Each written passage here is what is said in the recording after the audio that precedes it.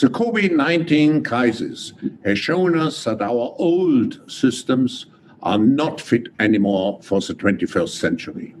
Now is the historical moment, the time, not only to fight severe virus, but to shape the system. In short, we need a great reset. What the fourth industrial revolution will lead to is a fusion of our physical, our digital, and our biological identities. This pandemic has provided an opportunity for a reset. This is our chance to accelerate our pre-pandemic efforts to reimagine economic systems that actually address global challenges like extreme poverty, inequality, and climate change. Well, we're loading up the trucks and we're heading to Ontario. We've got a lot of miles to go. See, the work's gotten slow and the boys are getting restless. Look out, Ottawa, Ontario. Well, we're coming down the 16, we're coming down the 1. We're from BC, Alberta, and Saskatchewan. And if you can't hear our big trucks humming way out in the west, we'll bring them to your doorstep. That's right, boys, going on down to Ottawa town. You see, Mr. Prime Minister, it shouldn't be too much to ask. Pretty sure old Parliament Hill runs on natural gas, and I've seen that car you drive, safe to say she don't plug in. So if burning oil's for sinners, well then, buddy, you're all in. Yes, we're rolling down the Yellowhead, we're coming down the 1. We're rolling 18-wheelers and we're bringing everyone who's tired of waiting for you to come around. Oh, Mr. Prime Minister, we're coming to your town.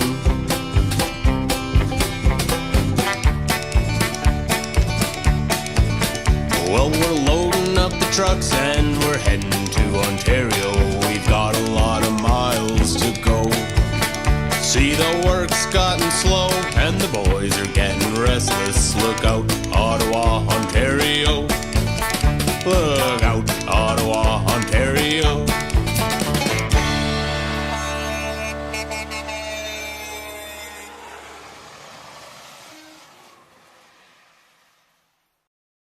You've sold us out to globalism.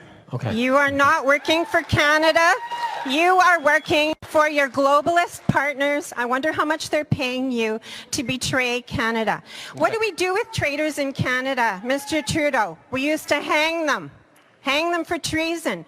And you're doing that very same thing to us now. Okay. You sometimes hear about liberal bias in the media these days, how they're constantly letting our government off the hook for no good reason. Frankly, I think that's insulting. It's clear that they let us off the hook for a very good reason, because we paid them $600 million. You don't get stellar headlines like these without greasing the wheels a bit. So you've got a thing on the left, CO2, that you want to get to zero, and that's going to be based on the number of people, the services each person's using on average, the energy on average for each service, and the CO2 being put out per unit of energy. So let's look at each one of these and see how we can get this down to zero. Probably one of these numbers is going to have to get pretty near to zero. That's back from high school algebra, but let's take a look. First, we've got population. The world today has 6.8 billion people. That's headed up to about 9 billion. Now, if we do a really great job on new vaccines, healthcare, reproductive health services, we could lower that by perhaps 10 or 15%. Now, if we do a really great job on new vaccines, healthcare, reproductive health services, we could lower that by perhaps 10 or 15%.